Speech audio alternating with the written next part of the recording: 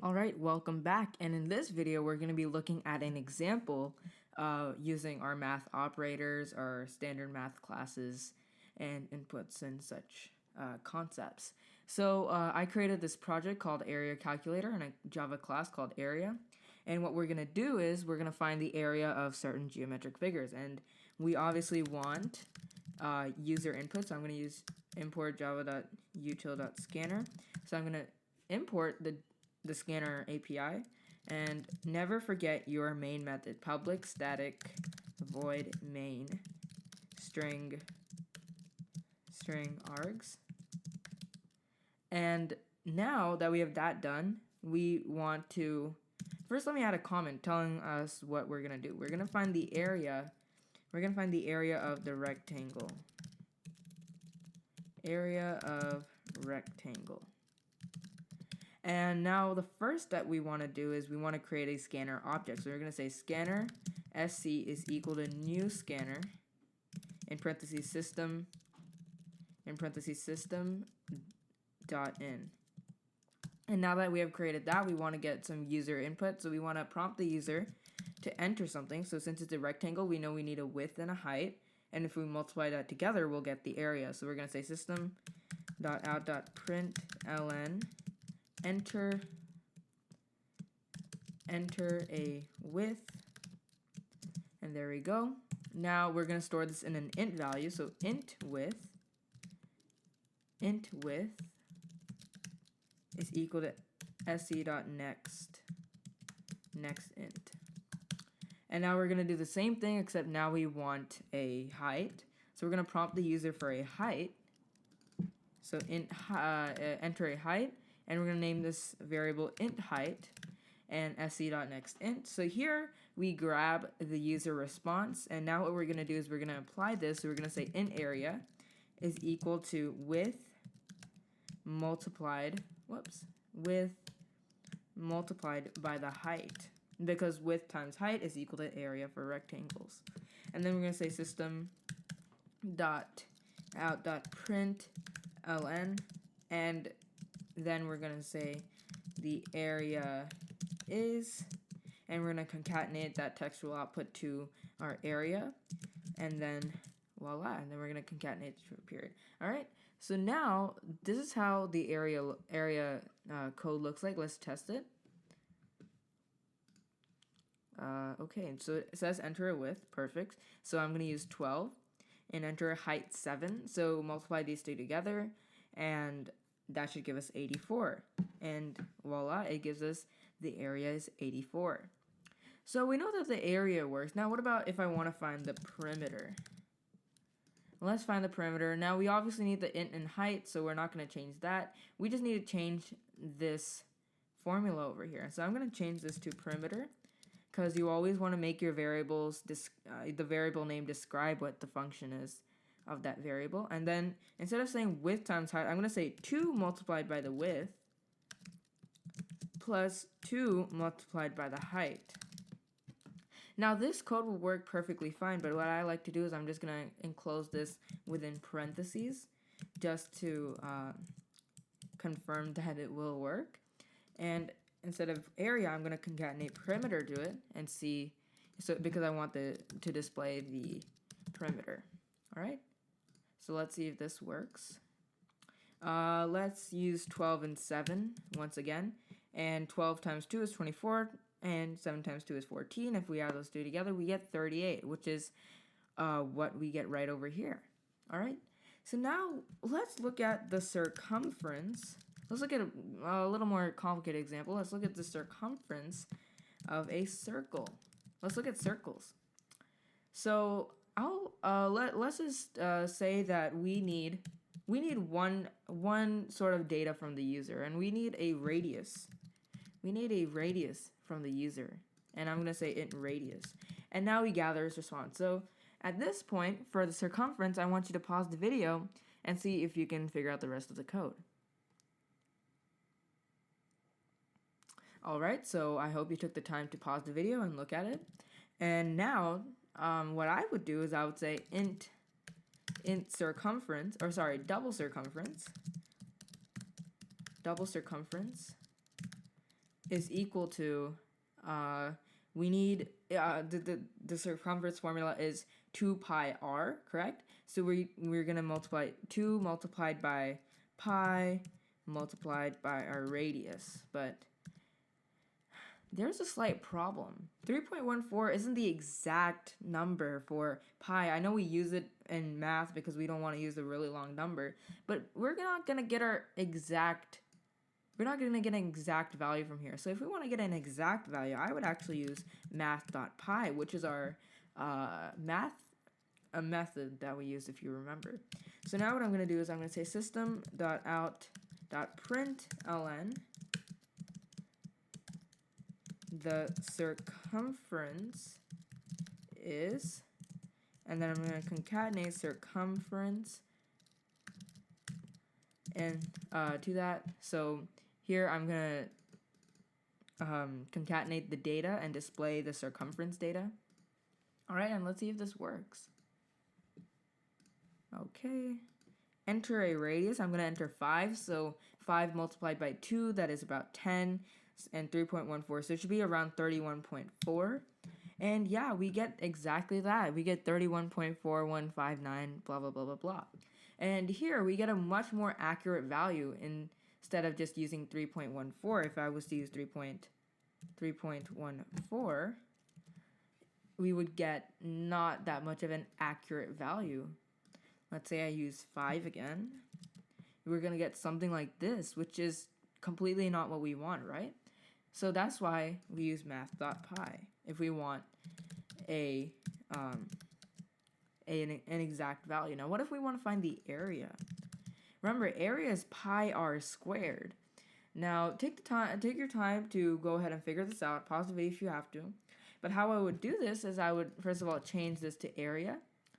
And since this is pi r squared, I'm going to obviously start it with math.pi. And we could do radius times radius. This could work perfectly fine. But instead of doing this, why don't we just use math.pow, and we enter in a double base, which is our radius, and we can enter in the exponent we want to put it to, which would be 2. So here what it's actually doing for the math.pow is just saying our radius to the power of 2. That's what it's doing internally. Now, what I want to do here is I want to display the area information, not the circumference. I'm going to change that, and now let's see if this works. I'm going to use the same value 5, and it should give me somewhere around 78, somewhere around 78. And yeah, we get 78.539, so on and so forth. All right, so we know that this code is working. And now let's look at incrementation and decrementation, postfix and prefix stuff, because I know that can be quite confusing at times. And one thing I forgot to mention, whenever we use pre or post fix, whenever we use pre or post fix, we increment or decrement by 1.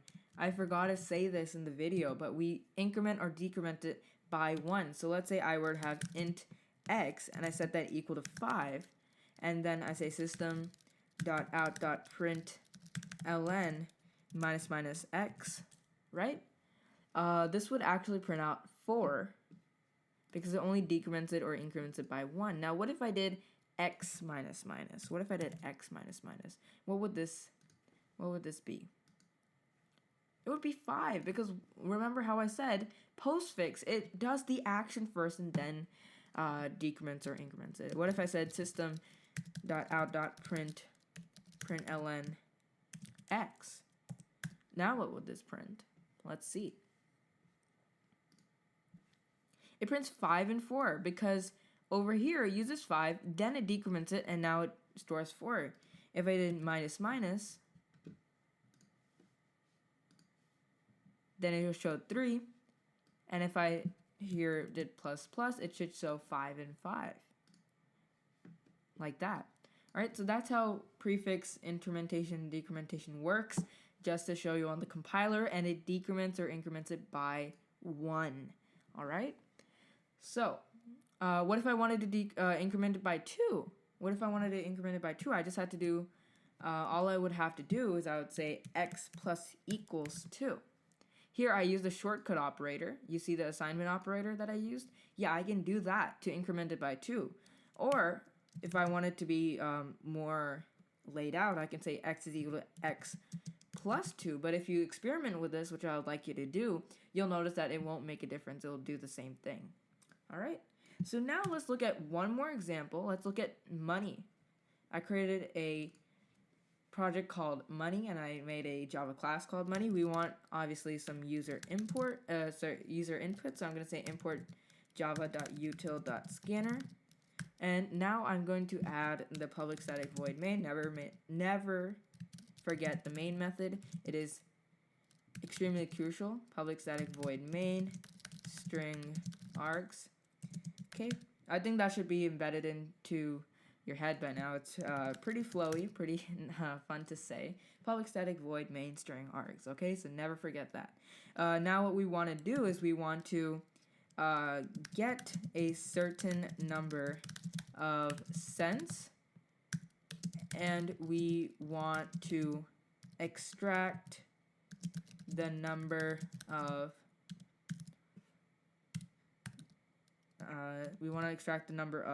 dollars, quarters,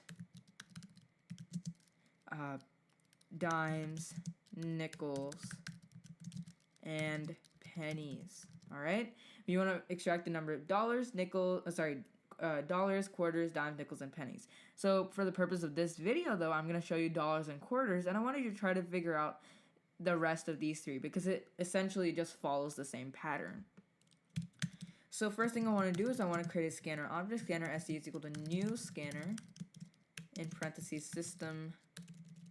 system.in.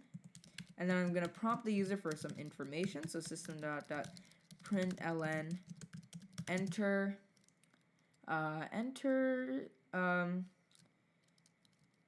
a number of cents. All right, so that can be 300, 393, 400, 485, whatnot. Okay, so there we go. Now I want to collect the response in an int value called cents. And before I actually do this, I want to create a list of variables actually. So let's go ahead and do that. What I'm going to do is I'm going to say int. I'm going to call it cents. I'm going to call cents remaining. How many cents we have remaining. I'm going to have dollars and quarters. Now you can also have dimes, nickels, and pennies, but I'm not going to do that as I said.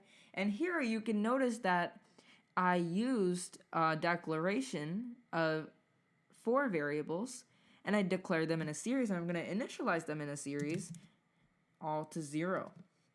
Okay, and now I'm going to say cents is equal to sc.next int because I want to gather the user response.